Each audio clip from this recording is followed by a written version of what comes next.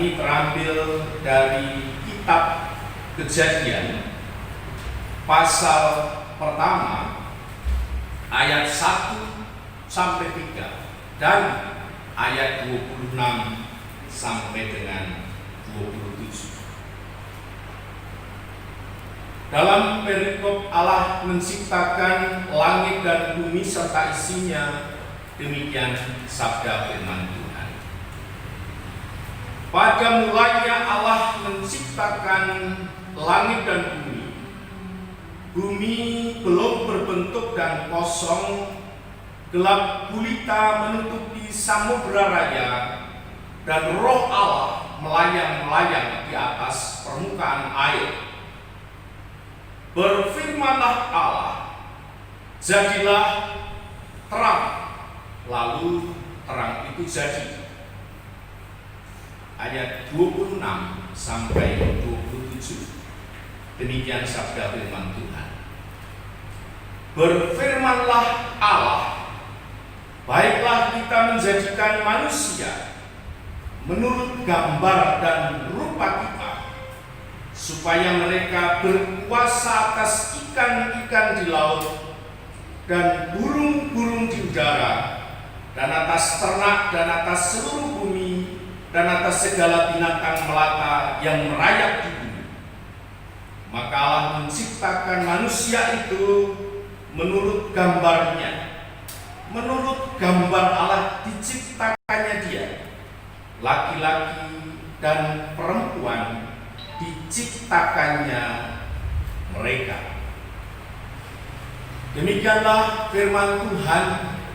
Terpujilah Tuhan kita Yesus Kristus, yang berbahagia kata Tuhan Yesus dan firman-Nya adalah itu Bapak sekalian yang membaca firman Tuhan, yang menyimpan dalam hatinya, yang mempraktekkan dan yang membagikannya. Haleluya.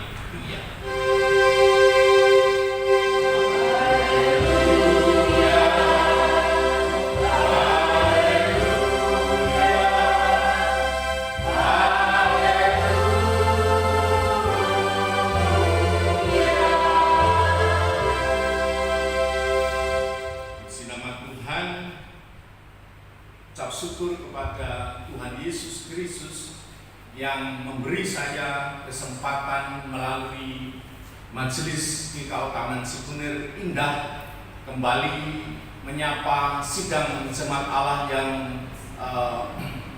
di rumah masing-masing beribadah. Bapak kekasih Kristus, di Minggu Trinitas ini kita telah melakukan pembacaan firman Tuhan. Dan tema yang diberikan sinode ke seluruh jemaat se-Indonesia adalah Allah Trinitas dalam penciptaan. Mengawali paparan yang saya sampaikan, saya membuat analogi begini. Bapak Ibu pasti punya alat tulis. Jika alat tulis yang saya bawa ini tidak berfungsi, maka saya pasti buang. Saya ambil yang baru. Ketika alat tulis ini berfungsi, tentu saya akan pakai. Hanya punya dampak yang dahsyat, yang luas ketika pulpen ini atau alat tulis ini nggak hilang. Ketika hilang, maka penggunanya tidak bisa memakai untuk menulis, tanda tangan, dan menentukan. Karena alat tulis lebih tajam dari pedang manapun orang sampaikan. Saudara kekasih Kristus, apa ini maknanya bagi orang percaya? Setiap Bapak Ibu Saudara, setiap umat manusia telah diciptakan Allah sempurna keadaannya. Sungguh amat baik di pandangan Allah adalah sempurna, tetapi hidupnya bisa menjadi dahsyat berfungsi ketika mau dikendalikan oleh Allah, diproses oleh Allah, membuka diri bagi Allah, sehingga hidupnya menjadi melebihi harapan sendiri dan harapan orang lain. Saudara kekasih Kristus, ini ditunggu karena ini dahsyat. Banyak orang tidak membunyikan bagian ini karena Trinitas adalah pernyataan diri Allah. Ini bukan rumusan pikiran manusia. Saudara, begini, Louis Berkhof dalam bukunya mengatakan tentang hal ini, yaitu paradok. Paradok itu sesuatu yang kelihatannya kontras, tetapi sesungguhnya berkaitan. Di satu sisi Allah tidak dapat dikenal, di lain sisi satu pun orang tidak akan selamat tanpa mengenal Allah. Jadi kita ini semua orang tidak ada yang selamat. Maka Louis Berkhof mengatakan ada 5 kemungkinan manusia dapat berhubungan mengenal Allah, yaitu yang pertama, karena Allah menghendaki pengenalan akan dirinya. Yang kedua, karena Allah berinisiatif, berprakarsa memperkenalkan dirinya bagi umat manusia. Lalu pengenalan akan Allah itu sejauh Allah membuka dirinya. Kita tidak bisa mencari di luar Alkitab, di luar pernyataan Allah. Pengenalan akan Allah secara informatif akan berdampak kepada pengenalan empiris. Berikutnya yang kelima, orang yang mengalami pengenalan Allah akan berdampak kepada pola pikir, sikap, keputusan hidupnya, dan perilaku hidupnya. Yang hendak saya mau katakan adalah bahwa Allah atau Trinitas, Tritunggal itu pernyataan Allah. Jadi bukan rekayasa akal manusia. Begini, seorang mengatakan sulit untuk memahami Trinitas, itu betul. Karena syarat untuk mengerti tentang Trinitas adalah membuka diri agar Roh Kudus mengiluminasi, menerangi hati dan pikirannya, menuntun orang itu untuk memahami dengan mempraktekannya. Bapak kekasih Kristus, ini sebenarnya mudah. Coba begini, yang biasa mengatakan 1 ditambah 1 tambah 1 itu 3. Tapi coba kemudian berkata 1 dikali 1 dikali 1 hasilnya berapa? Tetap 1. Berikut begini, jangan sekali-kali membuat pertanyaan tentang Trinitas ini mengapa. Karena mengapa itu menyelidiki yang maha suci, yang maha tinggi, sementara akal kita tidak bisa menampung apa yang ada di dalam diri Allah. Maka gunakan kata mengapa. Mengapa itu bertanya, mengapa itu membuka diri bagi pembaharuan oleh Allah, sehingga kemudian jawabannya justru dengan Trinitas itu. Bapa merancangkan, anak kemudian mempraktekkan, melakukan, berkorban, dan Roh Kudus itu mendiami, memastikan. Ibu bapak kekasih Kristus, yang hidupnya harmonis dengan Allah dan harmonis dengan sesama. Shalom, shalom. Di nama Tuhan. Kita sudah melewati pendahuluan dan ini berkaitan. Saya mohon izin untuk bertanya kepada setiap Bapak Ibu Saudara, karena temanya adalah Allah Trinitas dalam penciptaan, maka yang saya tanya adalah kesatuan Trinitas dalam penciptaan. Maka bunyi pertanyaannya, apa bukti teladan Trinitas dalam penciptaan? Saudara, ketika kita kembali kepada awal penciptaan dan mengerti bahwa Bapa, Putra, dan Roh Kudus itu satu dalam menciptakan, dan yang kedua satu dalam tujuan menciptakan. Ini dahsyat, ini luar biasa. Mari kita alami bagian firman Tuhan ini. Jadi Kejadian pasal pertama ayat 1 sampai dengan ketiga itu memberi jawaban bahwa Allah Tritunggal atau Trinitas itu satu dalam menciptakan alam semesta. Kemudian yang kedua, ayat pasal Kejadian pasal 1 ayat 26-27 membunyikan bahwa Allah satu dalam tujuan menciptakan manusia. Mari kita simak lihat bersama-sama di ayat pertama sampai ketiga di kitab Kejadian pasal pertama. Inilah yang disebut teladan kesatuan Allah Tritunggal atau Trinitas. Simak baik-baik. Segala sesuatu yang ada tercipta ini disebabkan oleh segala sesuatu yang tidak disebabkan segala sesuatu. Kalimat saya aja sudah membuat pusing ketika tidak membuka diri. Tapi ini benar bahwa segala sesuatu itu berhenti kepada penyebab segala sesuatu yang tidak disebabkan kepala segala sesuatu. Kita pegang kepala kita ini, maksudnya apa? Saya nggak paham. Kita nggak akan paham itu Bapak, karena kalau menggunakan akal kita, kehilangan akal. Tapi ketika tidak menggunakan akal, juga kita tidak memahami untuk itu begini. Saya tegaskan sesuai firman Tuhan, ini bukan rekayasa kalian saya. Kalau Bapak Ibu Saudara menonton channel ini, nanti silahkan bertanya lebih lanjut, tetapi sesuai firman Tuhan dikatakan bahwa tiga pribadi, Bapa, Putra, dan Roh Kudus adalah yang terutama. Allah itu esa. Berikut saya buktikan bahwa di kitab Kejadian pasal pertama, ayatnya yang pertama, saya kembali bunyikan pada bagian ini. Pada mulanya Allah menciptakan langit dan bumi. Pada ayat itu ketika disandingkan dengan kitab Yohanes pasal pertama yang pertama, pada mulanya adalah firman. Firman itu bersama-sama dengan Allah. Ini dia, ini bukti.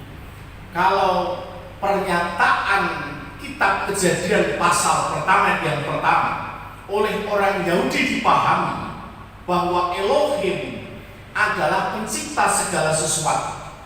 Artinya ini bukan pribadi menurut mereka.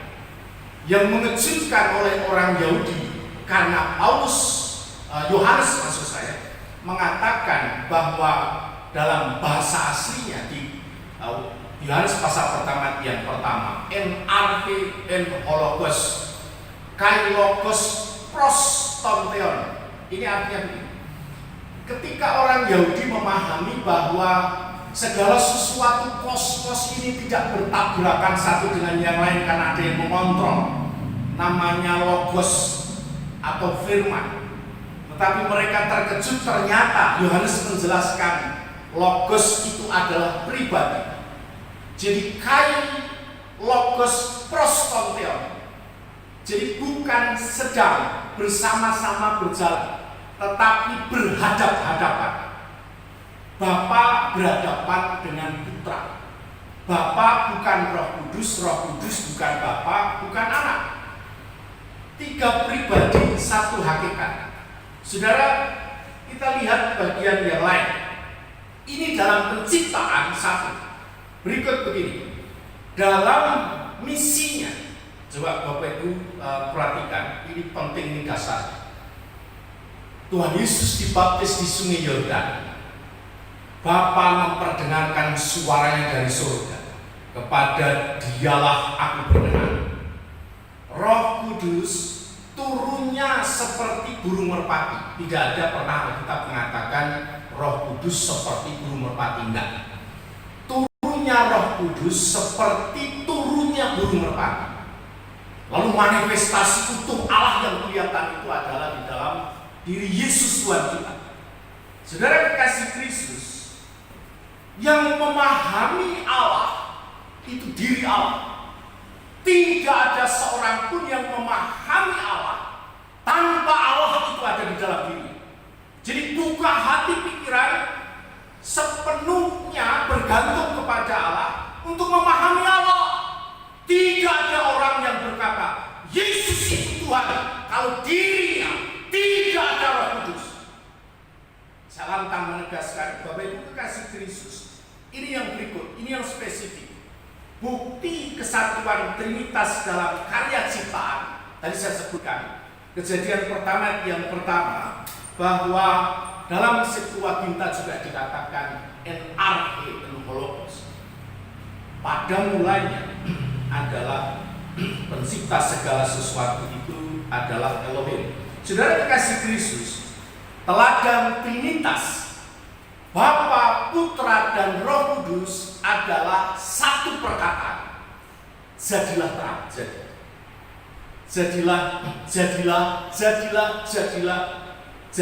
Ibu bapak kekasih Kristus, sehingga semua tercipta lengkap pada hari yang ke-6.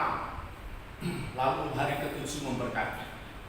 Dari pandangan Allah menyatakan bahwa semua yang diciptakannya sungguh amat baik, ini artinya sempurna.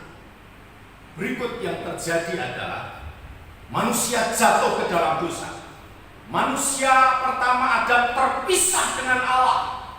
Lalu kemudian Allah mengatakan, semak duri dan rumput juri menjadi makananmu.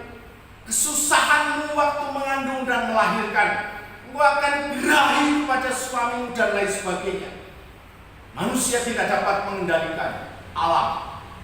Manusia sembrono terhadap alam.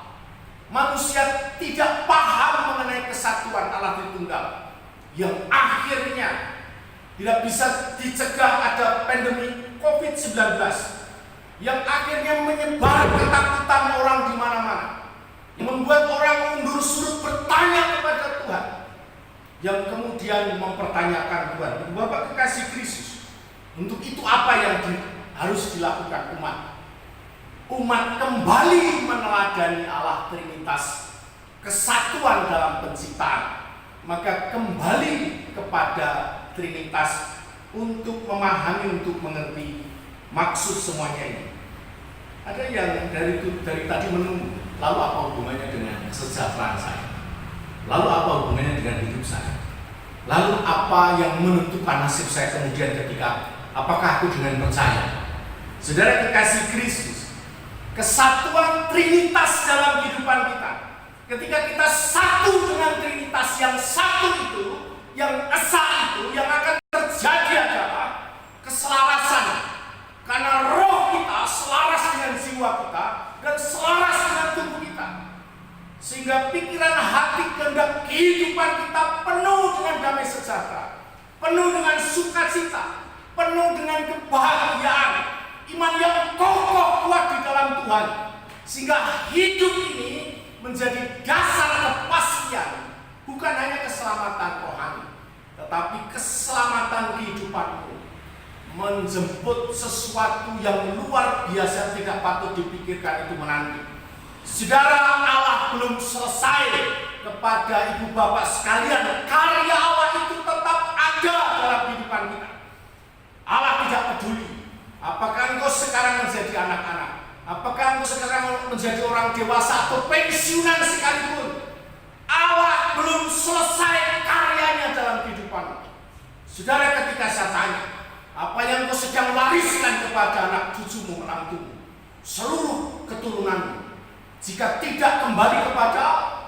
Jika di antara saudara berkata, saya takut dengan situasi ini, jangan biarkan ketakutanmu itu memberangus karya Allah di dalam hidupmu. Engkau harus menguasainya. Jika engkau merasa bahwa hidupmu tidak mengalami Tuhan, mempertanyakan Tuhan, kembali kepada kesatuan Trinitas, memahami maksud Trinitas.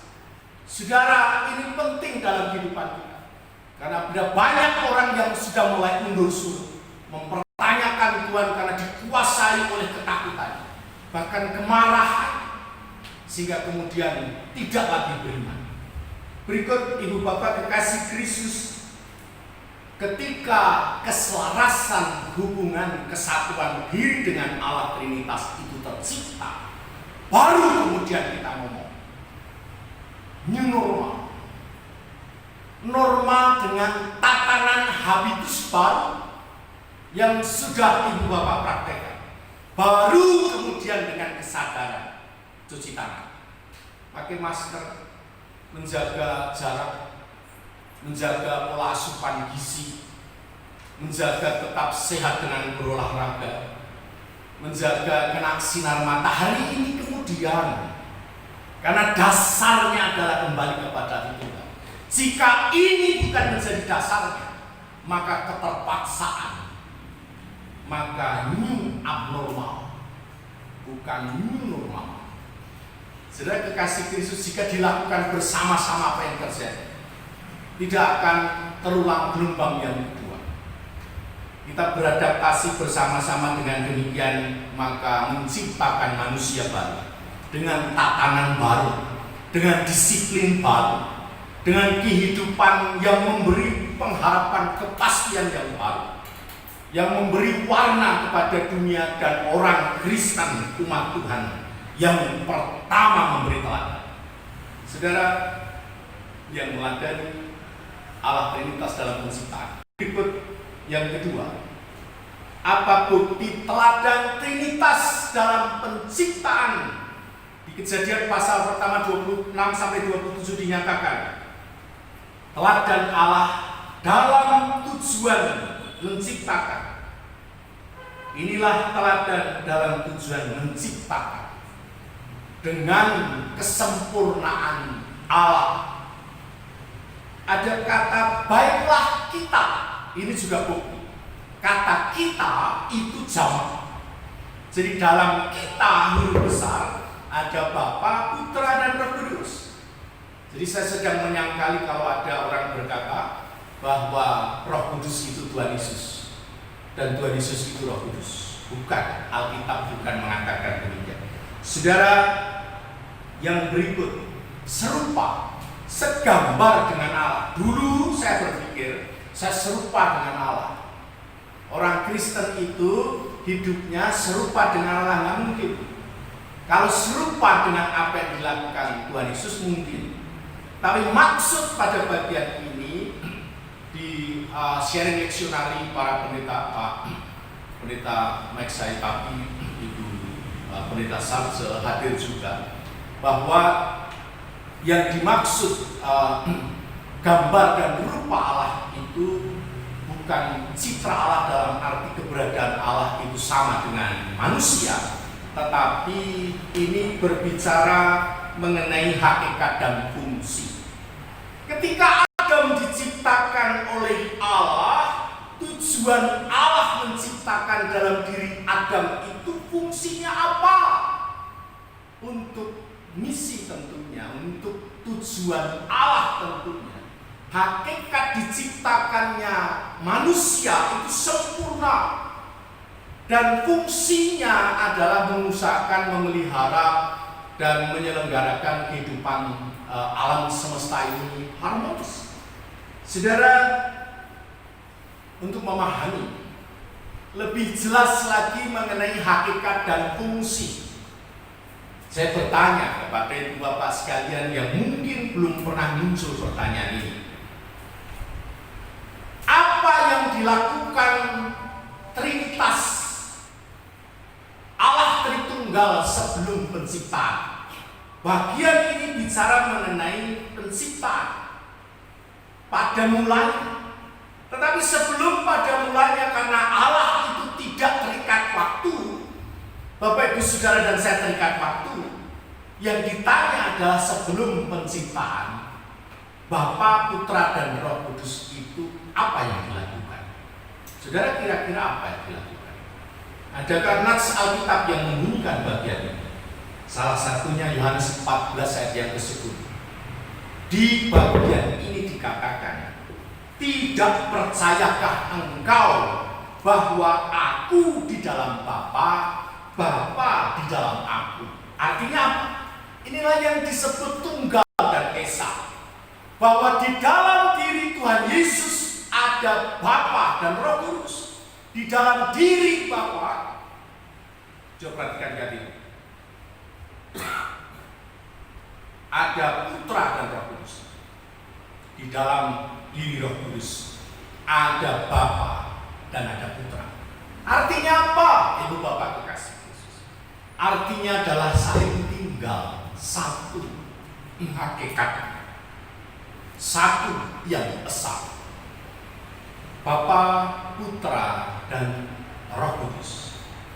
Ada kemegahan bersama-sama, ada kemuliaan bersama-sama, ada keagungan bersama-sama, ada sukacita bersama-sama, ada kemegahan bersama-sama, ada kemuliaan bersama-sama. Saudara, pernahkah bayangkan apa yang dalam diri Allah itu?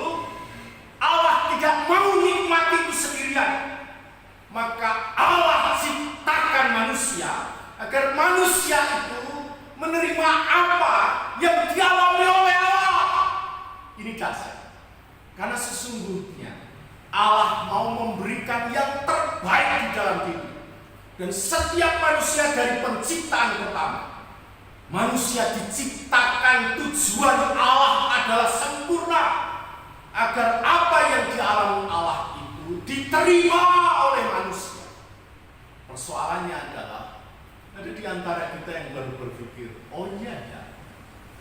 Tapi ada di antara kita yang sudah berpikir tapi bertanya, saya kok nggak ngalami Allah sama sekali? Saya kok nggak ngalami damai sejahtera Allah, sukacita Allah? Hidup dalam kemudahan-kemudahan dari Allah. Saudara kekasih Kristus, ketika pertanyaan itu muncul, sesungguhnya jawabannya adalah kembalilah kepada tujuan Allah menciptakanmu. Saudara, pernahkah bertanya kepada diri sendiri, Tuhan, untuk apa aku diciptakan ya Tuhan? Aku tidak pernah tahu sesungguhnya blueprint cetak biru yang Tuhan harapkan dari aku itu apa. Aku tidak pernah tahu sesungguhnya karena hidupku selalu mencari kehendak Tuhan, dan saya tidak pernah tahu. Yeremia pasal 1 ayat 4 sampai 9. Atau sebelum dunia ada, bahwa aku telah ada dalam rancangan tujuan Allah untuk mendatangkan damai sejahtera, untuk menjadi juru bicara Allah, untuk menjadi agennya Allah, untuk menjadi berkat bagi semua orang. Efesus pasal pertama ayat 3 sampai 14 dikatakan, dinyatakan, disitulah blueprint cetak biru Allah itu. Saudara dan saya harus kembali kepada bagian-bagian ini, bahwa sesungguhnya Allah menciptakan setiap manusia untuk perbuatan baik yang Allah sediakan sebelumnya, agar kita menerimanya. Saudara, maksud Allah itu abadi. Ketika manusia jatuh ke dalam dosa, maksud Allah itu tetap berusaha untuk manusia menerima apa yang terbaik dari Allah. Maka Kristus Yesus datang bukan membuat skenario manusia itu jatuh ke dalam dosa, tetapi Allah melihat kemungkinan jika terjadi, maka Allah tetap mengasihi, maka Allah tetap merangkul, maka Allah tetap menerima siapapun kita. Di hadapan sesama mungkin menyimpang luar biasa, di hadapan Tuhan dibenci kelakuan kita, tapi ketika kita datang kepada Tuhan, Engkau adalah anakku yang aku kasihi. Ibu bapak kekasih Kristus, ini dahsyat luar biasa.